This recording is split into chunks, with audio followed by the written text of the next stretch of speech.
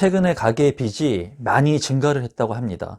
그 수치만 본다고 하더라도 1년 동안에 110조 가량 늘었다고 합니다. 임성배 TV 보동과 덴데크 지금 현재 가계 부채들이 큰 폭으로 증가를 하고 있다고 합니다. 아마 이러한 얘기들을 많이 들어보셨을 거라고 생각이 들어요. 이제 주택자금에 대한 대출, 그리고 신용대출에 대한 부분들이 증가를 하면서 1년 사이에 110조가 넘는 가계 대출이 증가했다고 합니다. 그래서 1682조의 대출이 지금 실행이 되고 있다고 하는데, 제가 이런 것들을 보면서 굉장히 놀랍고 굉장히 무섭습니다. 지금 현재의 그 시장들을 본다면, 지금 제가 이 영상을 찍고 있는 현 시점에 이제 코스피 지수가 2600포인트를 넘어갔습니다. 그리고 다우 지수가 3만 포인트 가까이 근접을 했고요. 역대 최대 수치입니다.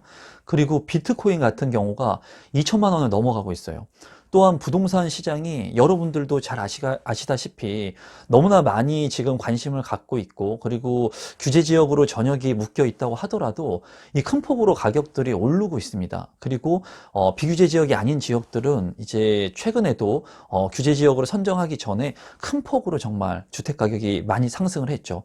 또한 이런 주택 가격의 상승은 대부분으로 이제 규제 지역으로 묶이다 보니까 규제 지역이 아닌 이제 서울권부터 외곽 지역부터 지금 강북구에 있는 그런 지역들, 외곽 지역들 같은 경우에 큰 폭으로 다시 상승을 하고 있다고 합니다. 그리고 30대뿐만이 아니라 20대, 30대 분들이 지금 이제 주택을 많이 구매한다고 해요. 주식도 마찬가지고.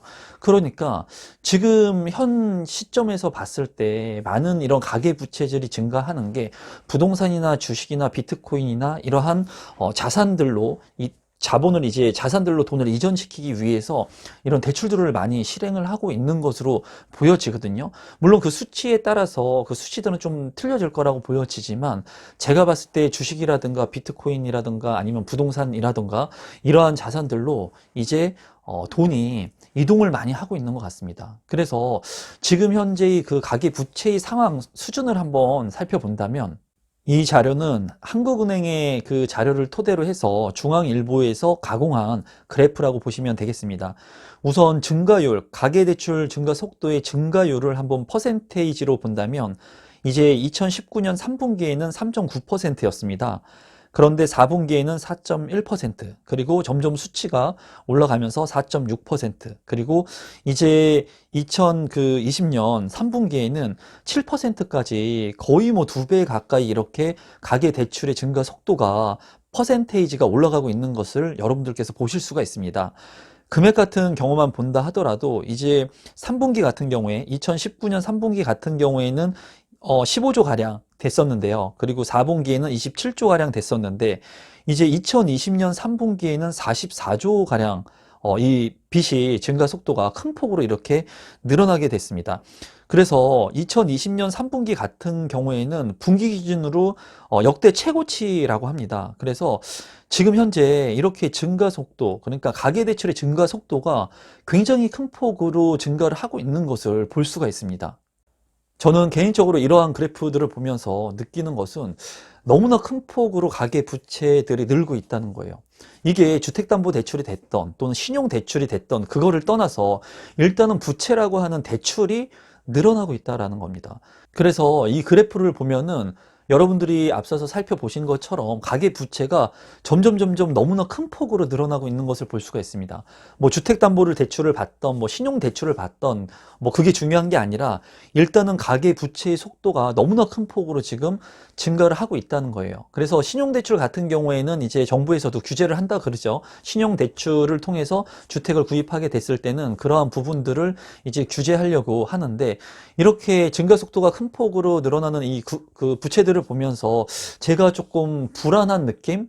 굉장히 많이 받습니다. 그리고 지금 많은 사람들이 이 지금 벼락거지라고 하는 얘기가 많이 생겼거든요. 신조어가. 이 벼락거지라고 하는 게, 나는 열심히 일을 했다는 거예요. 열심히 일을 했는데도 불구하고 돈을 모으고 저축을 하고 우리가 배운 것처럼 열심히 삶을 살아갔는데도 불구하고 이제 주변에 있었던 그런 자산들이 큰 폭으로 상승을 하면서 뭐 비트코인, 뭐 주식, 이런 부동산들이 큰 폭으로 상승을 하면서 이런 것들을 가지고 있던 사람들은 부자가 되고, 그리고 열심히 일을 한 그런 사람들은 한순간에 그냥 벼락거지가 됐다는 거예요. 그러니까는 상대적 박탈감을 굉장히 많이 느끼면서 이러한 분들이 자괴감이나 상실감을 느끼는 건 당연하고, 이러한 분들이 이제 신용대출이나 또는 무리한 대출을 일으켜 가지고 이제 뒤늦게 이러한 주택이라든가 또는 뭐 비트코인이라든가 아니면 주식이라든가 이런 것들을 지금 현재 매입을 하고 있는 것으로 보여집니다.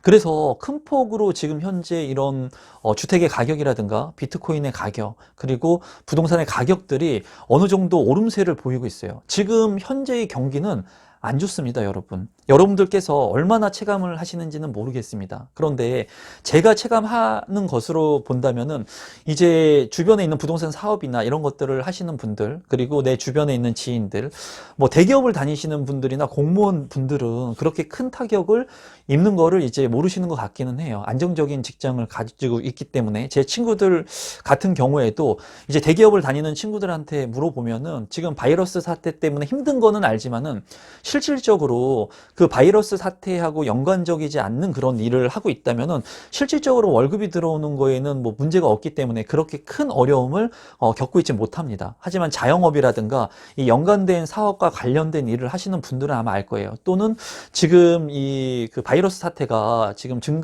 그 확진자 수가 굉장히 큰 폭으로 증가를 하면서 지금 현재 자영업을 하시는 분들은 진짜 굉장히 어렵습니다, 여러분.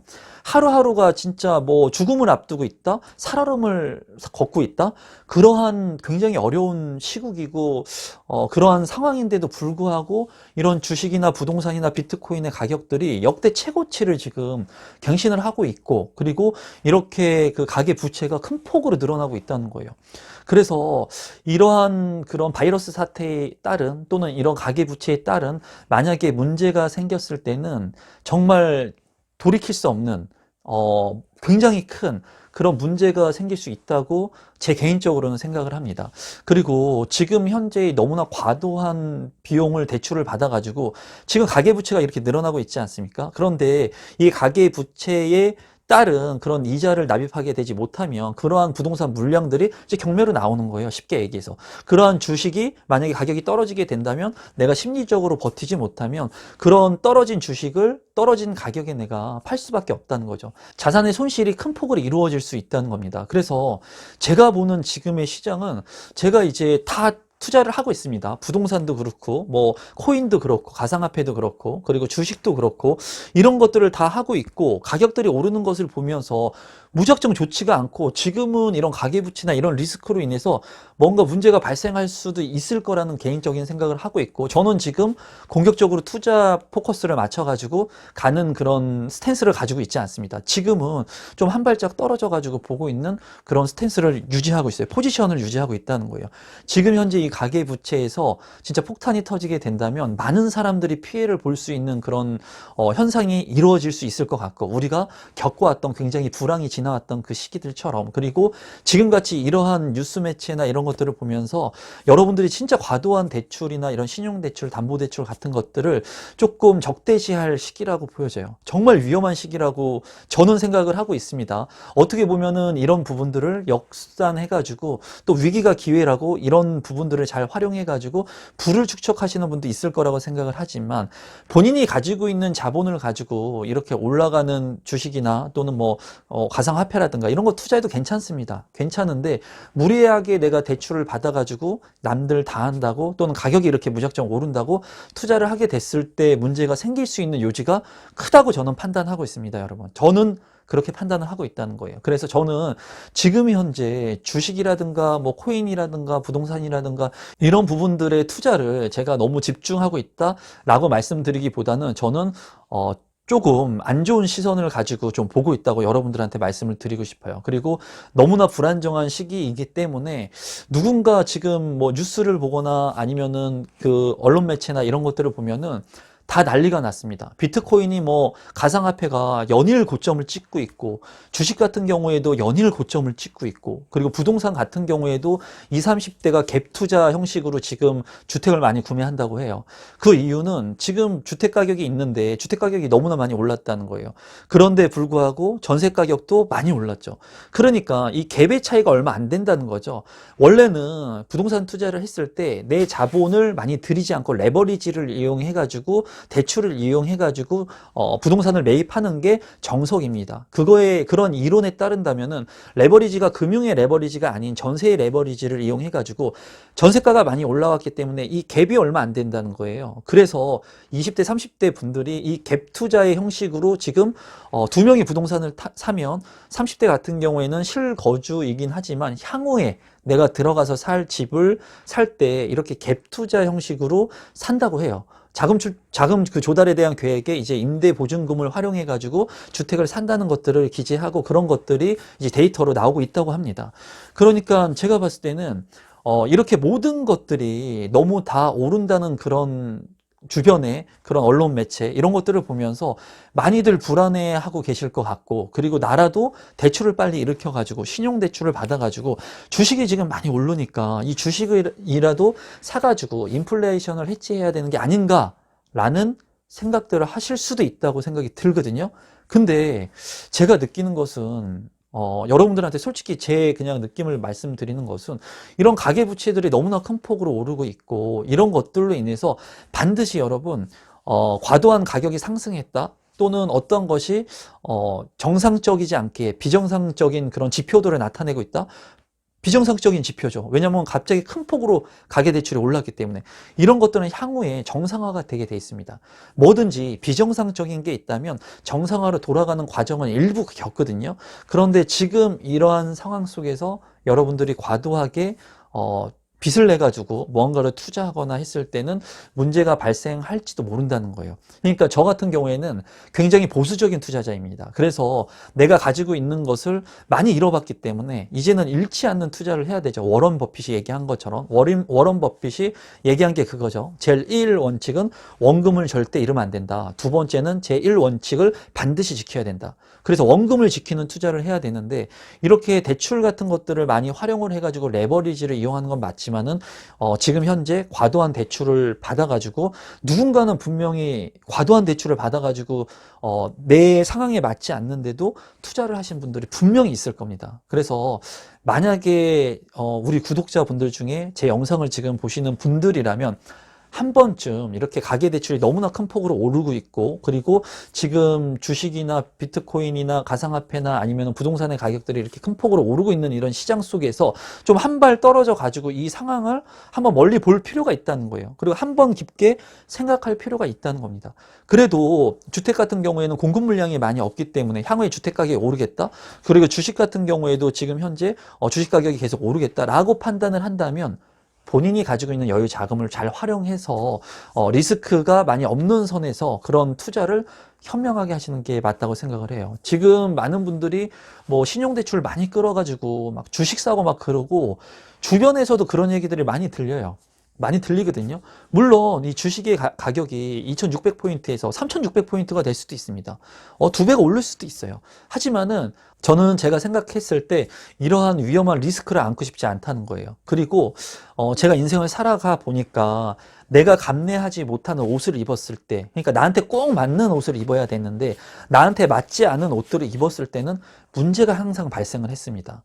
그리고 내가 그거를 담을 수 없는 그릇인데 그게 내 거라고 착각을 하고 욕심을 부려가지고 내 것으로 담았을 때는 항상 문제가 생겼다는 것을 제가 느꼈습니다. 인생을 살아가면서. 그래서 항상 문제가 생기는 시점은 언제였느냐, 내가 욕심을 부렸을 때. 부동산 투자를 할 때도, 주식을 투자를 할 때도 내가 감내하지 못하는 과도한 욕심을 부렸을 때 그런 문제가 발생을 했거든요.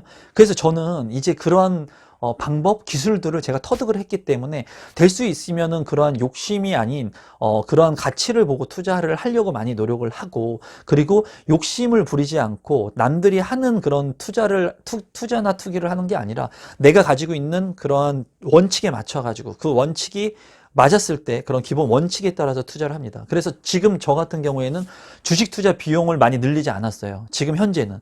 제가 예전 영상에서는 이제 그 3월 달인가요? 이번 올 초에 주식 가격이 많이 떨어졌을 때는 여러분들한테 제가 처음으로 주식 영상을 다루면서 지금같이 많이 떨어졌을 때는 그래도 주식 투자를 하는 게 좋다.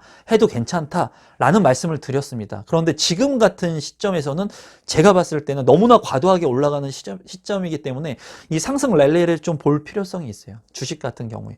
그리고 부동산 같은 경우는 이제 제가 항상 말씀을 드리지만 부동산은 시간을 사는 것이라는 얘기를 많이 드리죠. 그런 관점에서 본다면 지금이라도 부동산을 사는 게 맞다고 보여지지만 지금 과도하게 이렇게 너무 많이 오른 부동산 가격을 무리해가지고 사기보다는 조금 이 장을 한번 지켜볼, 어느 시점 정도 지켜보는 것도 괜찮다고 저는 생각을 하고 있습니다. 지금 현재. 이 장이 죽을 때까지 평생 오르진 않을 겁니다. 만약에 여기에서 경기 지표가 한번 무너져가지고 시장에 강한 충격을 주게 된다면 부동산 가격 출렁하게 될 겁니다. 주식 가격 출렁하게 될 거예요. 그때는 누가 승자가 되느냐? 현금을 보유하고 있는 사람들. IMF나 글로벌 금융위기에서 우리는 배웠죠. 우리는 인생을 살아가면서 다 배웠습니다. 만약에 그런 시점이 오게 된다면 그런 분들이 버티지 못하고 이렇게 과도하게 대출을 받은 그런 물량들이 나오게 될 겁니다. 주식도, 부동산도, 코인도. 그랬을 때 안정적으로 내가 자금을 가지고 있다면 이제 내가 원하는 투자를 할 수가 있겠죠. 그래서 지금은 제가 봤을 때는 무리하게 가기보다는 이 상승 랠리를 좀 보는 포지션이 좋지 않을까. 제 얘기를 다 믿지 마시라고 제가 항상 말씀을 드리죠. 저는 그렇게 시장을 지금 보고 있습니다. 지금 이 시장에 변동성이 있을 수도 있다고 개인적으로 생각하고 그런 변동성이 오게 된다면 저는 빠르게 제 액션을 취할 겁니다. 그래서 지금 이렇게 가계부채가 너무나 많이 1년에 110조 가량이 이제 증가하고 큰 폭으로 이렇게 오르는 시점에 여러분들께서 대출을 막 활용해가지고 내가 뭔가를 하기보다는 현 시장의 시점들을 잘 분석하시고 주변의 시장들을 한 발 좀 떨어져서 한번 보는 것도 괜찮을 것 같아요. 일정 시간 동안. 이 시간을 뭐 1년, 2년, 5년을 보라는 게 아니라 일정 부분 지금 너무나 과도하게 오르는 상승 랠리에서는 좀 여유를 갖고 한 발 좀 떨어지는 건 어떨까 하는 생각을 가지고 있습니다. 그리고 저는 그런 생각으로 지금의 이런 주식시장이나 부동산이나 화폐시장을 보려고 합니다. 일정 기간 동안 데드라인을 설정해 놓고 일정 부분 동안은 좀 보려고 해요. 그래서 여러분들께서 심적으로 많이 위축이 되고 있을 것 같은데 이 부동산은 제가 항상 얘기하죠. 심리라고 얘기를 합니다. 그리고 주식도 마찬가지입니다. 심리 영향이 커요. 투자에서는 심리 영향이 굉장히 큽니다. 그런데 지금 심리에서 많이 깨지는 현상들이 이런 가계대출을 보면서 느낄 수가 있는 거거든요. 불안한 사람들이 지금 과도하게 대출을 받아가지고 뭔가 액션을 취하는 겁니다. 이렇게 어떻게 보면 오버슈팅 같은 현상들이 일어나고 있다고도 보여져요. 지금 경기 별로 안 좋거든요. 여러분이 잘 느끼실 겁니다.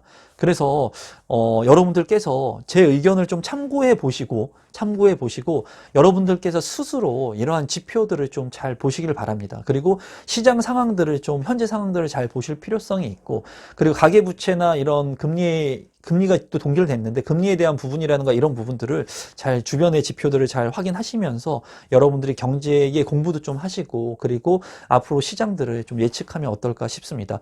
너무나 제가 다시 한번 마지막으로 말씀드리지만 너무나 무리해서 뭔가 액션을 취하는 그런 시점은 아니라고 저는 보고 있다는 겁니다. 그럼 오늘도 마지막까지 제 영상을 시청해 주셔서 진심으로 감사드리고 지금 너무나 시장이 불안정한 것 같아요. 제가 봤을 때. 그래서 우리 구독자분들도 스스로의 그런 재테크의 지식들 경험들을 쌓으시면서 좋은 판단들을 해야 되는 시기라고 보여집니다. 그럼 오늘도 마지막까지 제 영상을 끝까지 시청해 주셔서 감사드리고 그리고 조금이라도 이 영상이 도움되신 분들은 구독 버튼, 좋아요 버튼 눌러주시면 제가 영상을 만드는데 아주 큰 힘이 됩니다. 그럼 오늘 영상은 이것으로 마무리 짓도록 하겠습니다. 감사합니다, 여러분.